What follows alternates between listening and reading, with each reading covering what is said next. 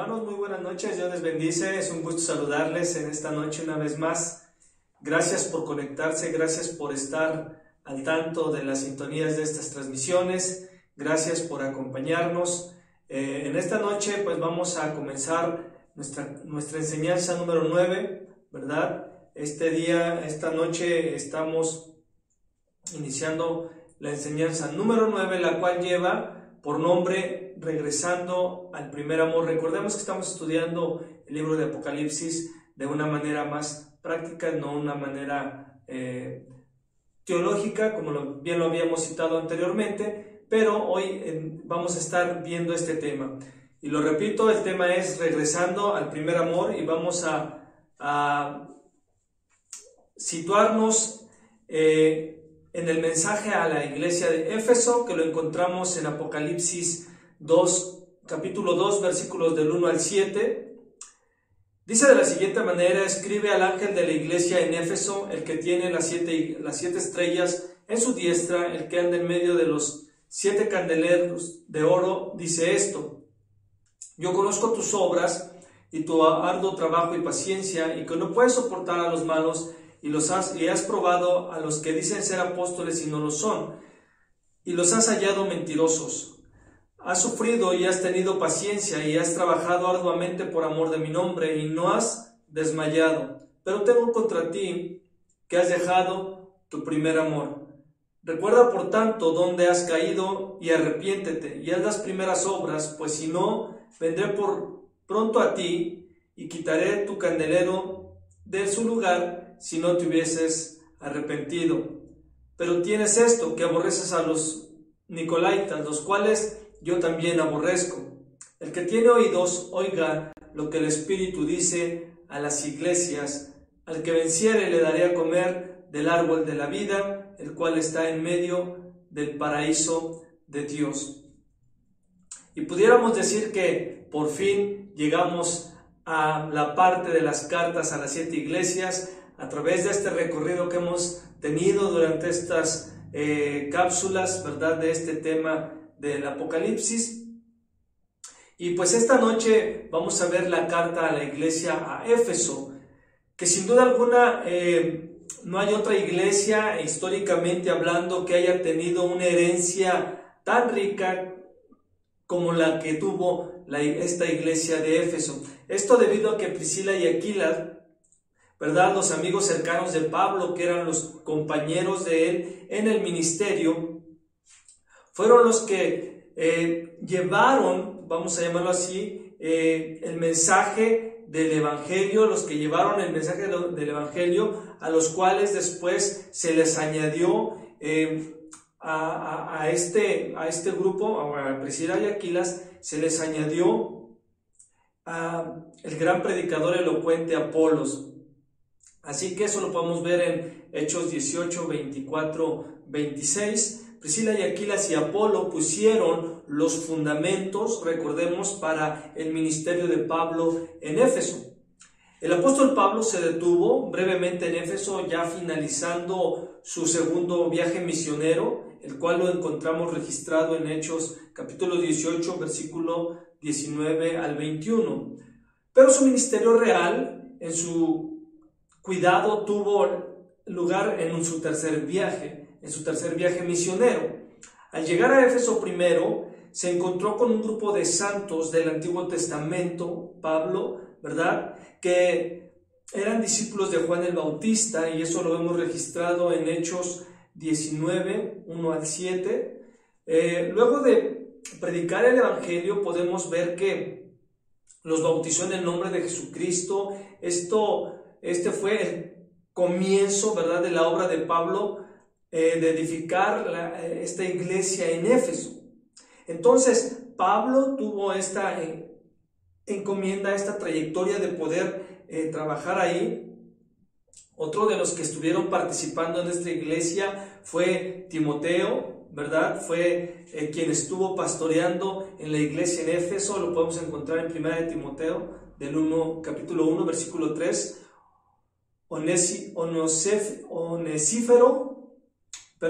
Onesíforo, su epístolas de Pablo en Timoteo, vemos todo este relato y Tíquico, demás compañeros de Pablo también, ellos predicaron en Éfeso, y ya dado a los últimos tiempos, ¿verdad? El apóstol Juan pasó las últimas décadas de su vida en Éfeso, desde donde probablemente escribió sus 3 epístolas de Juan, obviamente las 3 cartas de Juan que podemos encontrar registradas en las Escrituras. Y el cual en esta parte él se identifica como el anciano, lo podemos ver en el capítulo 2 de Juan, la primera carta, ¿verdad? Su tercera carta en Juan 1. No hay duda que el apóstol Juan pastoreaba la iglesia en Éfeso cuando fue arrestado, ¿verdad? Y fue desterrado a la isla llamada Patmos. Podemos ver también que Éfeso era probablemente una ciudad muy importante en el Asia Menor. La población dice que era alrededor de 250,000 a 500,000 personas, casi medio millón de personas, ¿verdad? En ese lugar era un punto pues importante, esto durante la era del Nuevo Testamento. Así que era un pequeño pueblo, no era un pequeño pueblo, podemos verlo por la cantidad, la magnitud de gente que tenía. No era un pequeño pueblo, sino era una metrópolis.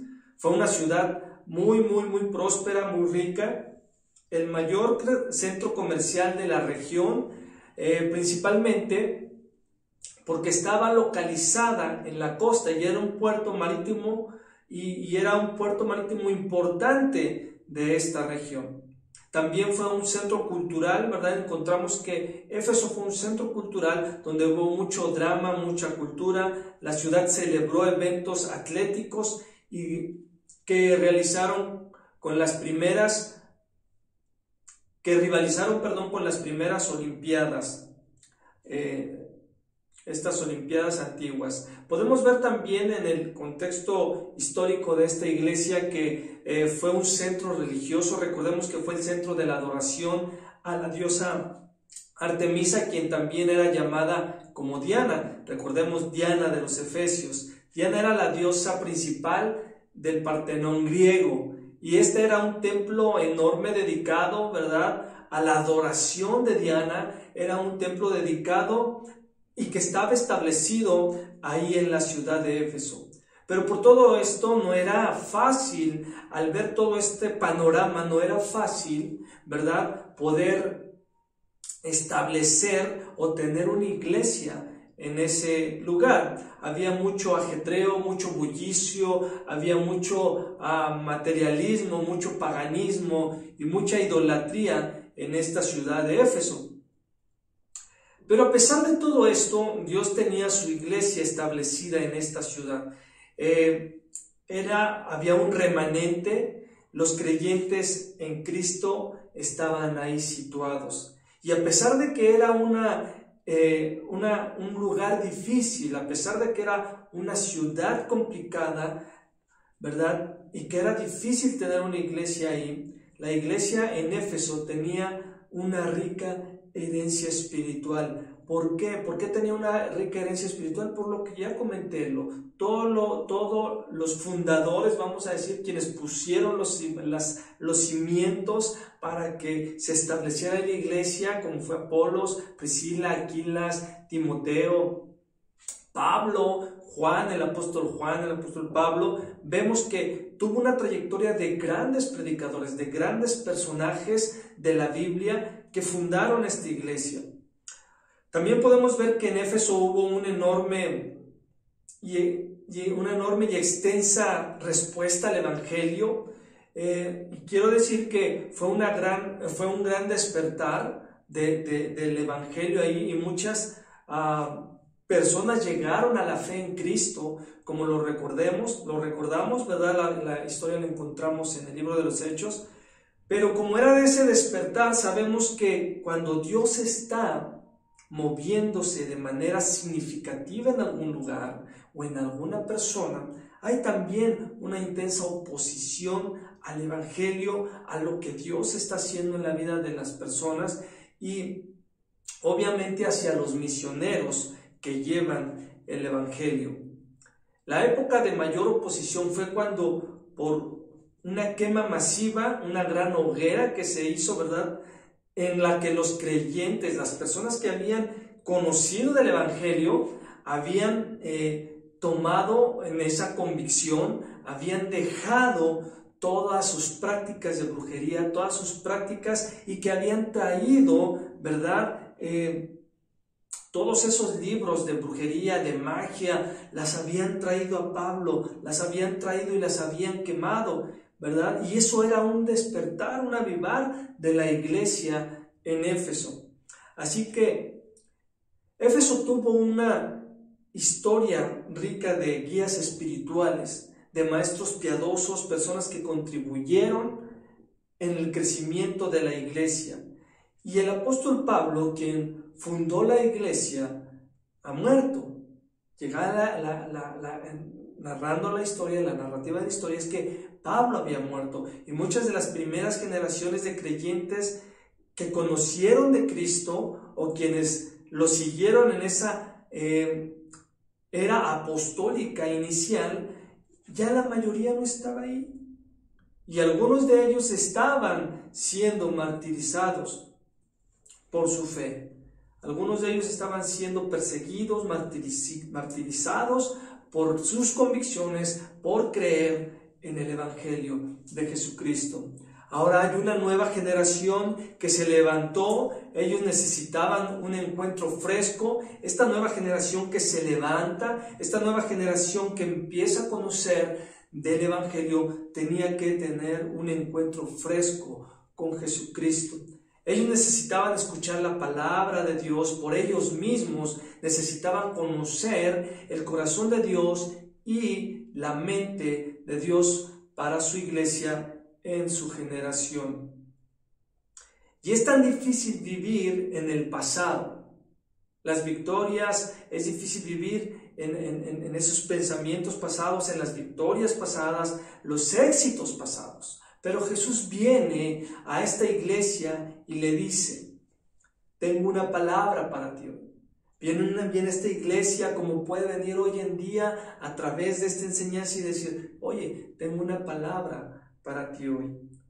No para quien tú eras, no para quien tú fuiste en algún momento, no para quien eras cuando estabas en el pleno proceso de avivamiento hace 40 años. Sino una palabra para quién eres y dónde estás ahora.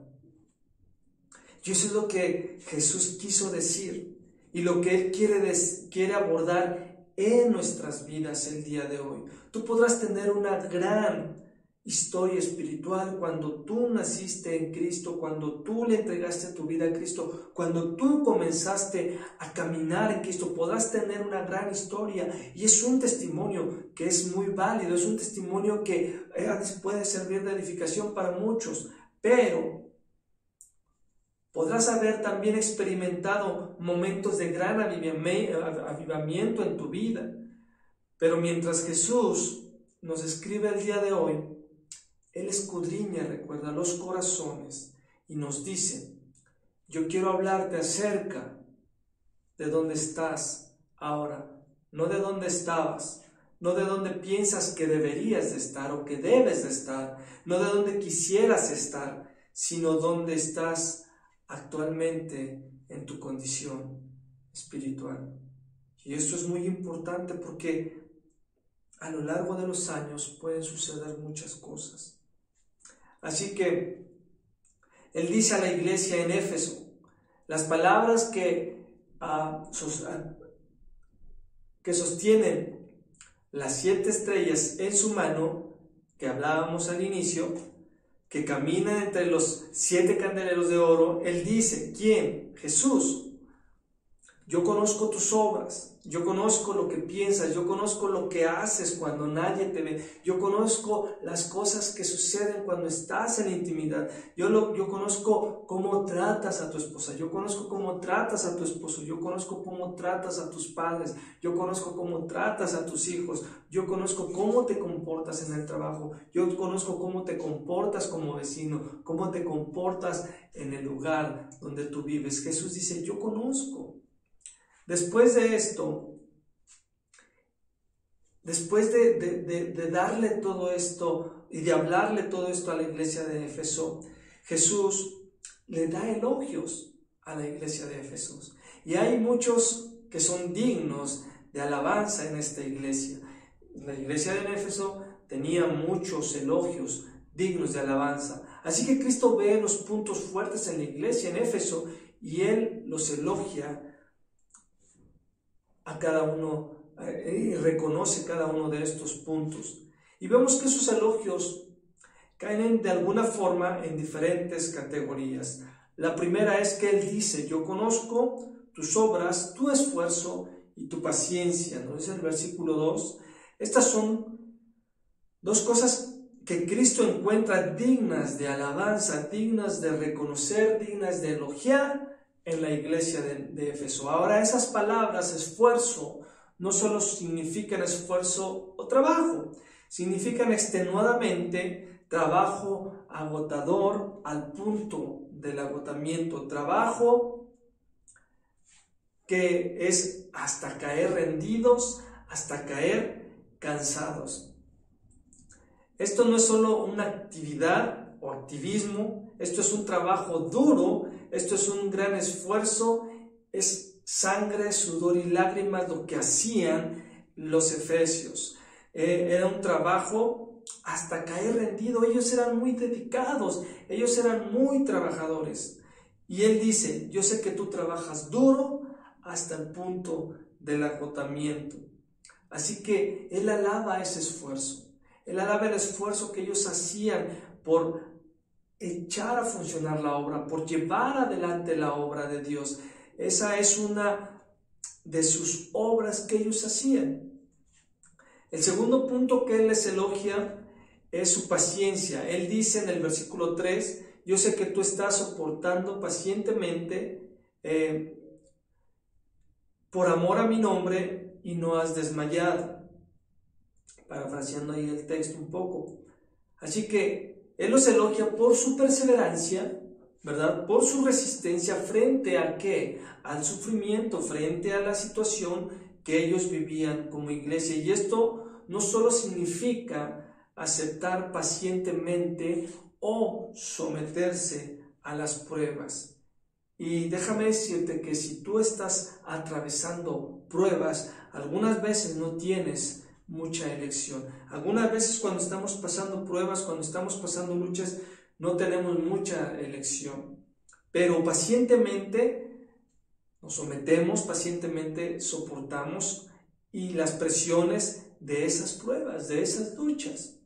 Pero como un comentarista dijo, esta resistencia es más que pasiva, esto es fortaleza triunfante. Así que los efesios habían sido triunfantes. ¿Por qué? Porque ellos habían perseverado con una con una buena actitud. Pues todas estas pruebas, todas estas aflicciones, todas estas persecuciones, ellos habían soportado triunfantemente cada una de estas situaciones como tú lo has podido soportar quizás al día de hoy. Y eso era lo bueno, ese agotamiento, ese trabajo extenuante, esa fortaleza, ¿verdad? Triunfante en medio de la persecución y la fatiga, ellos la soportaron pacientemente y no desmayaron. Otra de las cosas que les elogia y que Él dice, y que no puede soportar a los malos y ha sometido a prueba a los que se dicen ser apóstoles y no lo son, y los has hallado mentirosos. Ellos no solamente estaban trabajando al punto del agotamiento, ellos no solamente estaban ahí al pie del cañón, como decimos, sino que también ellos cuidaban mucho su doctrina, cuidaban mucho, eran totalmente ortodoxos en su doctrina y en su práctica. En esta iglesia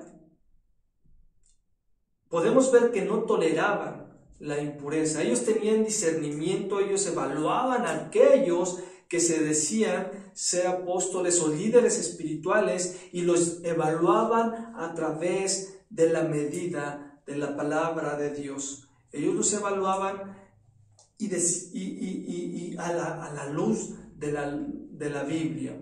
Ellos probaban a los espíritus y discernían si eran bíblicos o no. Ellos no toleraban a los falsos maestros. Cero tolerancia para los falsos maestros en su iglesia. Eran apasionados en cuanto a rechazar la falsa doctrina. Esta es una iglesia que tenía un soporte espiritual, una columna vertebral sólida, hablando espiritualmente.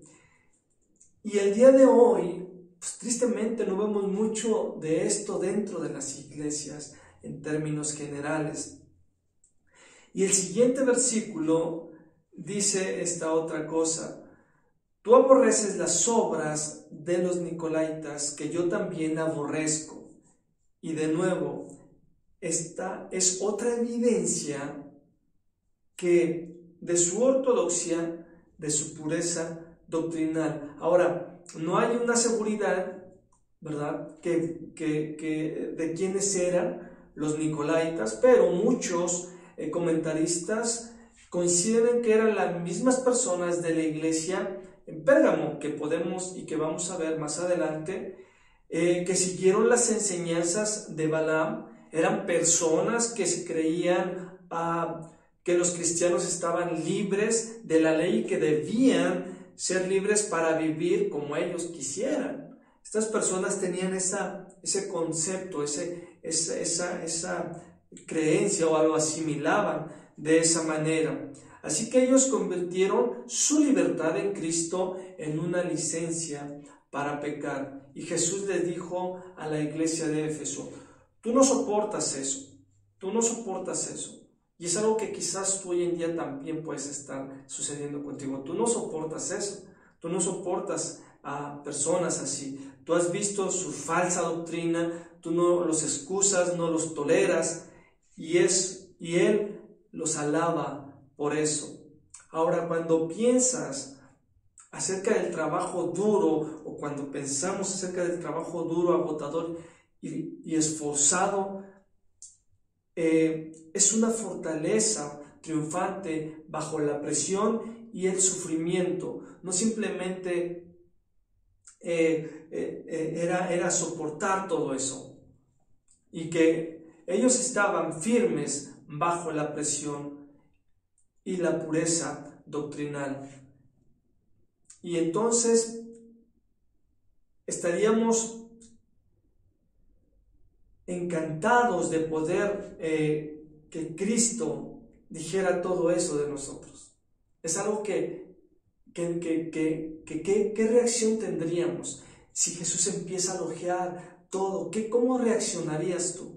Si Jesús mira: yo reconozco que tú te has esforzado y que estás en el instituto bíblico y te has esforzado y vienes desde lejos, o te levantas muy temprano, ahora que aún son en línea, tú te levantas, te programas, te esfuerzas, cuando quieres seguir durmiendo te levantas porque sabes que tienes que estar ahí. ¿Cómo te sentirías si Jesús te elogia de esa manera?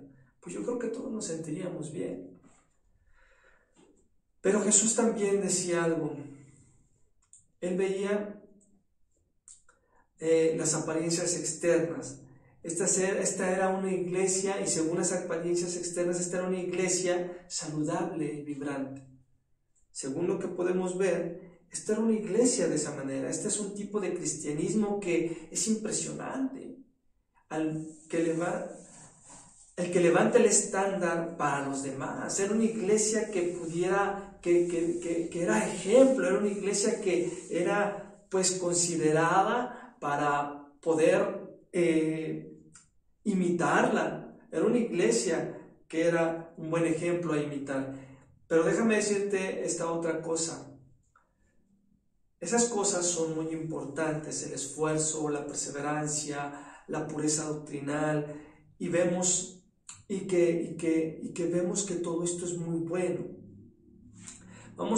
Pero vamos a ver algunas, y que las vamos a ver en algunas de las cartas, que Jesús, ¿verdad?, reprende a otras iglesias por no ser cuidadosas en esta parte, como lo era la iglesia en Éfeso, de ser pura doctrinalmente y moralmente. Pero aquel cuyos ojos son como llamas de fuego, no solo ve la apariencia externa, él no solo ve las habitaciones, vamos a llamarlo así, que están bien ordenadas, bien acomodadas, que si tú te dijeras, pues yo quiero entrar a esa habitación donde tú sabes que está todo ordenado, todo arreglado, pues tú con toda tranquilidad pudieras decir, pues adelante, ábrale. Pero ¿qué hay de esas habitaciones en las cuales hay desorden? Todo está un tiradero, es un mugrero ahí, toda la basura regada, la ropa regada por aquí, la ropa regada por allá, que te dijeran, ¿puedo pasar ahí? ¿Tú qué dirías? Seguramente diríamos, no, en este momento no puedes pasar ahí, pero aquel que tiene ojos como llamas de fuego, lo ve todo y ve el corazón, él ve cosas que otros no ven. Cosas que a otros podemos engañar, podemos fingir, pero él sí lo ve, él sabe la apariencia, tu condición actualmente, él conoce todo de nosotros, él sabe cómo está nuestra condición espiritual, así que después de dar estos increíbles elogios a la iglesia, le dice, yo tengo una preocupación y necesito decirte la verdad, hay un problema en ti que supera y deshace todos los aspectos positivos que pudieran ser enumerados que tienes. Hay cosas que superan y tengo esa preocupación. ¿Y qué es eso? Jesús dice en el versículo 4, yo tengo algo contra ti, que has dejado tu primer amor. Eso es un problema del corazón. Es un problema de amor. Dejaste de amar a Jesús. Has cambiado ese amor que sentías por Él y lo has cambiado o se lo has dado a algo o a alguien más. Y déjame decirte esto. Esto no es un problema doctrinal. Porque pudieras tener buena doctrina. Pues podemos tener buena doctrina, no es un problema doctrinal, no es un problema de conducta, tu conducta puede ser buena, no es un problema de conducta, no es un problema de pereza, es un problema del corazón, es un problema de amor. Tú has dejado tu primer amor y esas palabras has dejado significan dejar o partir o renunciar. Tú has dejado el camino, has renunciado al camino en el que estabas, has partido de ese camino para tomar otro camino, te has dejado llevar por alguna otra cosa que te está separando y a la cual estás renunciando. Y entonces Jesús les llama a eso, has dejado tu primer amor. Y eso de dejar eso del amor habla que te has ido olvidando de aquellas cosas. Por eso Jesús le dice, recuerda por tanto dónde has caído y arrepiéntete. Y arrepiéntete. Es decir, hemos ido olvidando esas cosas que eran importantes, mi relación con Dios, mi tiempo de oración, mi adoración que tenía yo con Él. Y ellos empezaron a olvidar esas cosas. Y Jesús les dice, has dejado tu primer amor, te has olvidado. Y cuando tú y yo nos olvidamos de hacer esas cosas, de dar esa prioridad a nuestro Dios, entonces iremos menguando. Pudiéramos estar bien doctrinalmente, pudiéramos estar inclusive participando en la iglesia, en ujieres, en la alabanza, en servidores, pudiéramos estar trabajando arduamente, pero sin amar a Cristo. Sin amar a Cristo, solamente cumpliendo un protocolo por querer tener una posición. Pero ya no hay amor, ya no hay una dedicación al tiempo de oración, ya no hay una dedicación a las palabras, ya no hay una dedicación a llevar un tiempo de devocional con Él, un tiempo de intimidad con Él. Pudieras estar trabajando arduamente, pudiéramos estar trabajando hasta el grado de caer agotados, rendidos de tanto trabajo. Pudiéramos estar así, pudiéramos ser muy elocuentes para la palabra de Dios, pudiéramos ser unas personas estudiosas en las Escrituras. Pero cuando olvidamos, cuando dejamos de recordar que eso no es lo único que como cristianos tenemos que hacer, que lo más importante de todo eso, aunque eso es importante, lo más importante es tener una comunión con Dios, una relación con Dios en oración, en intimidad, de poder adorar a Dios de todo nuestro corazón. Por eso Él le dice en Mateo 12:30,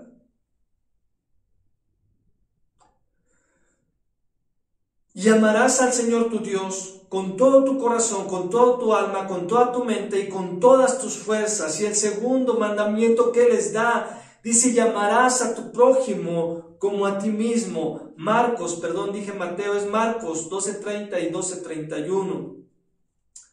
Entonces realmente, ¿cuál es el resumen de la ley? El resumen de la ley es el amor, así que los efesios estaban cumpliendo la ley, pero ellos habían dejado su primer amor, habían dejado de tener esa comunión y viviendo en una ciudad. Hoy pudiéramos decir es que los efesios no viven en una ciudad tan corrompida, en una ciudad con delincuencia, en una ciudad donde el mundo te jala. Sí lo vivían, sí sabían, sí vivían en condiciones así. No podemos excusarnos en eso. Y estas cosas sucedieron para servirnos como amonestación para nosotros, como ejemplo, decía Pablo. Pero cuando olvidamos esa parte, dejamos de amar a nuestro Dios. Ellos lo habían abandonado, habían desamparado el amor que tenían al principio.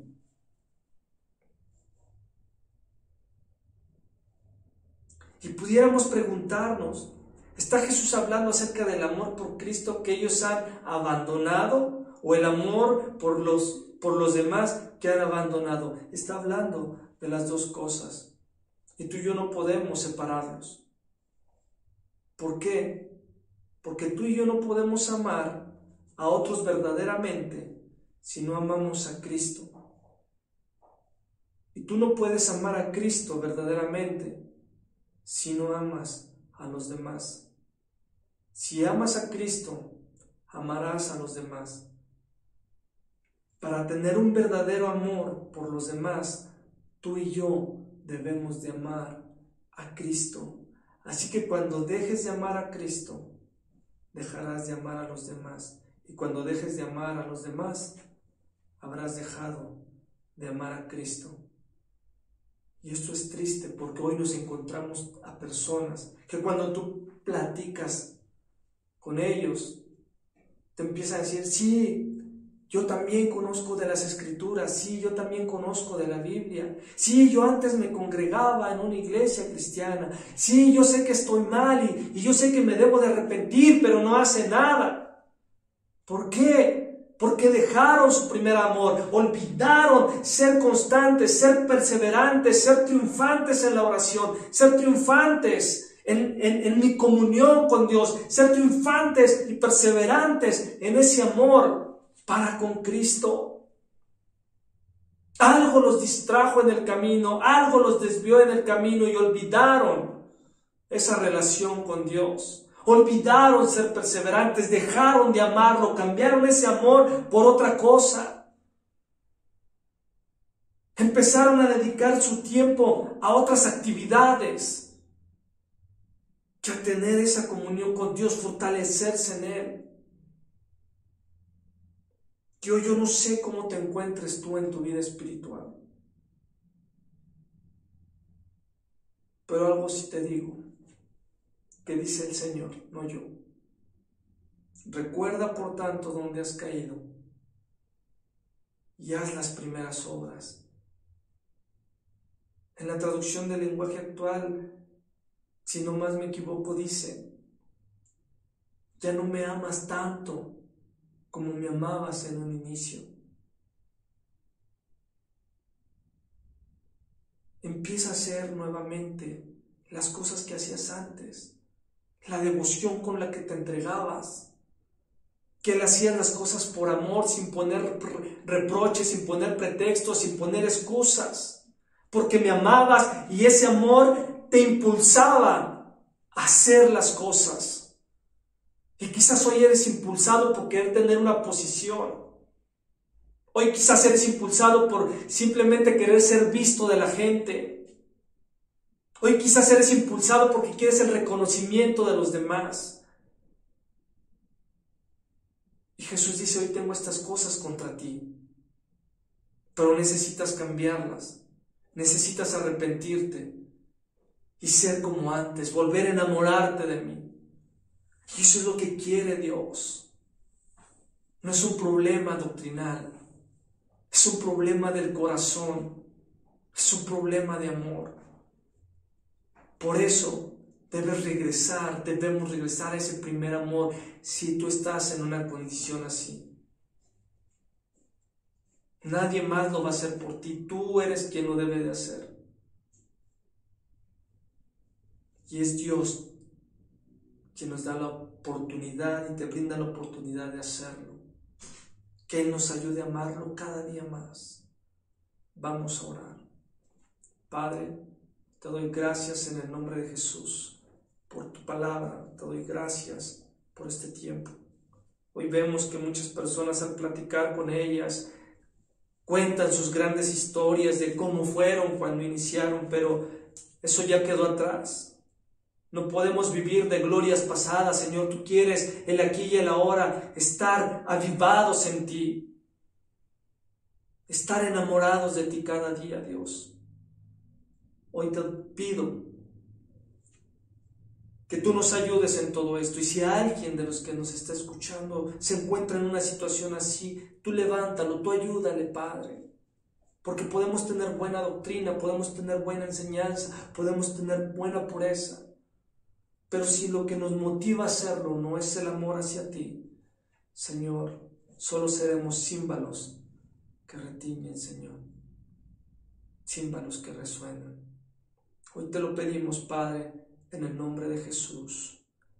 Amén y amén. Hermanos, Dios te bendiga. El Señor te guarde. Nos vemos en la próxima transmisión.